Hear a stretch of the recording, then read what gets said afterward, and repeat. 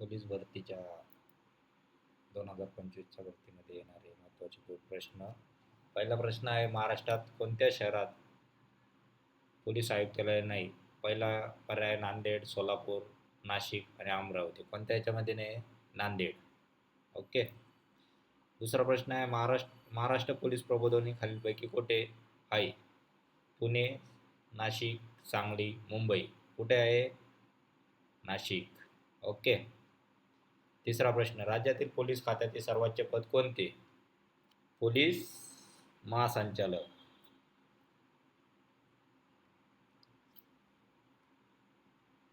पुढचा प्रश्न आहे, महाराष्ट्रात पोलीस अकॅडमी कुठे आहे? महाराष्ट्रात पोलीस अकॅडमी पर्याय आहे मुंबई, नाशिक, पुणे, नागपूर. कुठे आहे? नाशिकला आहे. महाराष्ट्र एनएजी या धर्तीवर स्थापन झालेले सुरक्षा दल कोणते? Force one.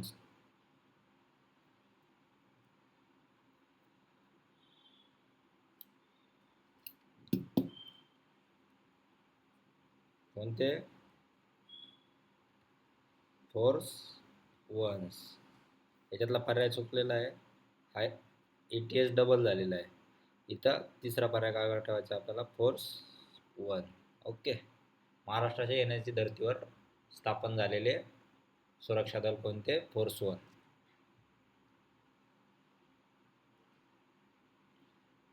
पुढचा प्रश्न आहे, महाराष्ट्र पोलीस दलाचे भिद्रवाक्य कोणते? पहिला पर्याय आहे सत्यमेव जयते, दुसरा जीविते शरद शतनम, अखंड सेवा आणि सत्यमेव जयते.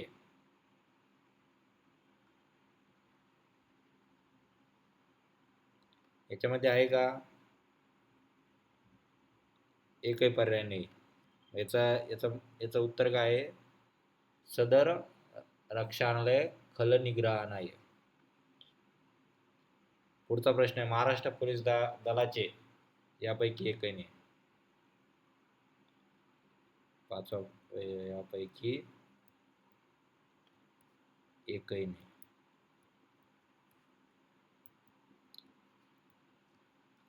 महाराष्ट्र पोलीस दलाच्या प्रशासनात सध्या किती आयुक्तालय आहे? किती आयुक्तालय आहेत? 12. किती आयुक्तालय आहेत? 12. पुढचा प्रश्न आहे, नांदेड पोलीस परिक्षेत्रामध्ये कोणता जिल्हा येत नाही? उस्मानाबाद, लातूर, परभणी, हिंगोली. कोणता येत नाही? उस्मानाबाद. पुढचा, रॉ या शब्दाचा अर्थ काय होतो?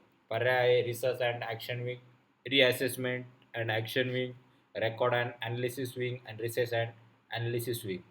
आन्सर आहे रिसर्च अँड ॲनालिसिस विंग. पुढचा प्रश्न आहे, महाराष्ट्र व भारतातील पोलीस दलात खालीलपैकी कोणती संगणकीकरणाची योजना चालू केली आहे? CCTNS, CCIS, CCNST आणि CNSET. कोणती लागू आहे? CCTNS. ओके. 11वा प्रश्न आहे, महाराष्ट्र पोलीस दलाचे रेजिंग डे, ध्वजप्रदान दिन म्हणून कोणता दिवस साजरा केला जातो?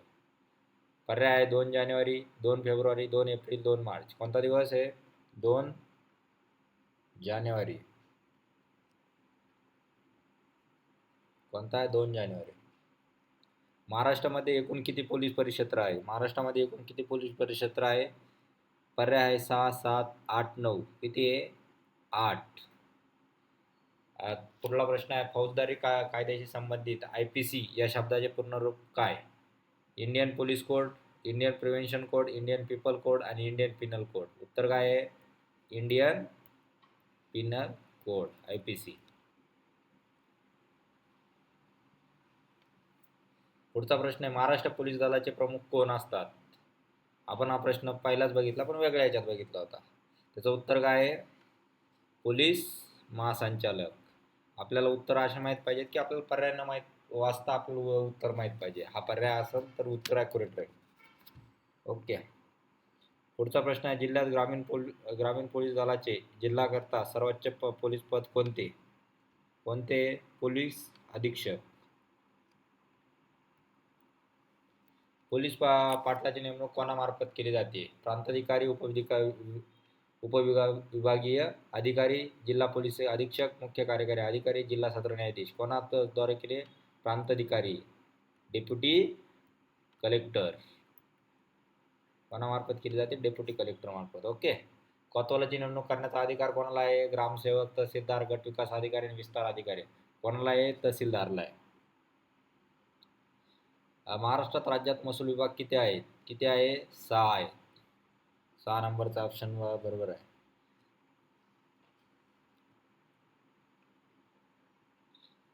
महाराष्ट्रामध्ये पोलीस पाटील याचे मासिक मानधन किती आहे? पर्याय आहे 2,000 रुपये, 6,500 रुपये, 5,000 रुपये, 4,000 रुपये. किती आहे? 6,500 रुपये. कोणत्या महसूल विभागात जास्त जिल्हे आहे? पर्याय आहे औरंगाबाद, नागपूर, कोकण, पुणे. सांगा तुम्ही कोणत्या याच्यात? औरंगाबाद. ओके. महात्मा गांधी तंटामुक्ती गाव योजना महाराष्ट्रात कोणत्या वर्षी सुरू झाली? 2005, 2007, 2009, 2011. कोणत्या साली? 2007. महिन्याच्या कोणत्या दिवशी जिल्हाधिकारी कार्यालयात लोकशाही दिनानिमित्त नागरिकांच्या तक्रारीचे निवारण केले जाते?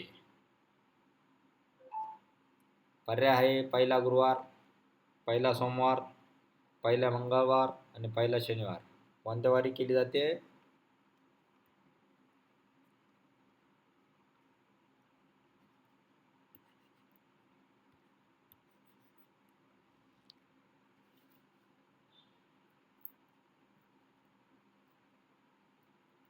पहिला सोमवार.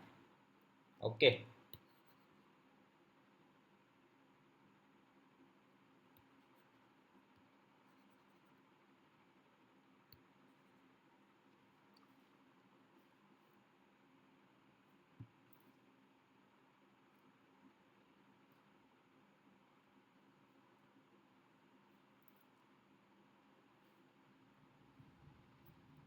ओके. महात्मा गांधी तंटामुक्ती ग्राम समितीचा अध्यक्ष निवडण्याचा अधिकार कोणाला आहे? पर्याय आहे ग्रामसभेला, शासनाला, पोलीस अधीक्षकाला आणि जिल्हाधिकारी. कोणाला आहे अधिकार? 23वा प्रश्न आहे ग्रामसभेला. पुढचा प्रश्न आहे आपला, पोलीस पाटलाची नेमणूक करण्याचा अधिकार कोणास आहे? पोलीस पाटलाची नेमणूक करण्याचा अधिकार पोलीस अधीक्षक, संबंधित उपजिल्हाधिकारी, तहसीलदार आणि संबंधित ठाणेदार, संबंधित उपजिल्हाधिकारी. ओके. पुढचा प्रश्न आहे, महात्मा गांधी तंटामुक्ती गाव मोहीम समितीच्या जिल्हा अध्यक्ष म्हणून कोण काम पाहते? पर्याय आहे जिल्हाधिकारी, पोलीस अधीक्षक, पालकमंत्री आणि विभागीय आयुक्त. कोण बघतं? जिल्हाधिकारी. ओके. पुढचा प्रश्न आहे, जिल्हा परिषद सदस्य संख्या किमान 50 व कमाल किती असते? किती असते? पर्याय आहे 75, 90, 100, 65. किती असते? 75. पर्याय ए बरोबर आहे.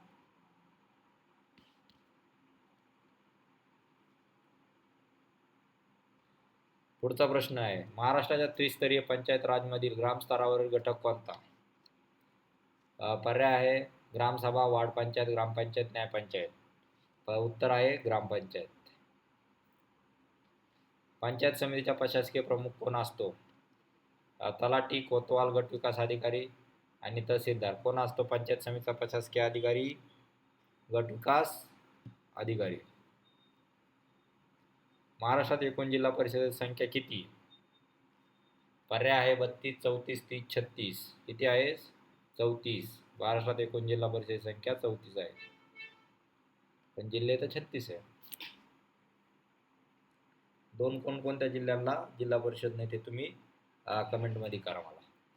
चला, पंचायत समितीचा पुढचा प्रश्न आहे, पंचायत समितीचा सचिव कोण? गट विकास अधिकारी, पंचायत समितीचा सभापती, कृषी अधिकारी आणि विस्तार अधिकारी. उत्तर आहे गट विकास अधिकारी. पंचायत राजची शिफारस कोणत्या केंद्रीय समितीने केली? अशोक मेहता, बलवंतराव मेहता, बाबूराव काळे आणि वसंतराव नाईक. कोणत्या समितीने केली? बलवंतराव मेहता या समितीने केली. स्थानिक स्वराज्य संस्थांमध्ये महिलांना सध्या किती टक्केचं आरक्षण देण्यात आलेले आहे? 50, 30, 15 ते 30. किती टक्क्याचं आरक्षण दिलेलं आहे? 50% स्थानिक स्वराज्य संस्थांमध्ये. पुढचा प्रश्न आहे, स्थानिक आणि स्वराज्य संस्थांमध्ये महिलांना 33% आरक्षण देणारे पहिले राज्य कोणते? मेघालय, तामिळनाडू, महाराष्ट्र, मध्य प्रदेश. कोणतं आहे? महाराष्ट्र. पंचायत समितीच्या स्थायी समितीचा पदसिद्ध सचिव कोण असतो? गट विकास अधिकारी, तालुका विस्तार अधिकारी, सभापती आणि तहसीलदार. कोण असतो? गट विकास अधिकारी. पंचायत समितीचा पदसिद्ध सचिव, अधिकारी सगळा कोणी? गट विकास अधिकारी. लास्ट प्रश्न आहे आपला, जिल्हा परिषदेच्या प्रमुख प्रशासकीय अधिकारी कोण? मुख्य कार्य अधिकारी, विस्तार अधिकारी, मुख्य अधिकारी आणि मुख्य वित्त अधिकारी. मुख्य कार्य अधिकारी. अशा प्रकारे आज आपले 35 क्वेश्चन आपण स्टडी केलेले आहे. त्याबद्दल धन्यवाद. आपण पुढचा व्हिडिओ उद्याच्या तारखेला याच टायमाला आपण बघू. Thank you for watching. जय हिंद, जय भारत.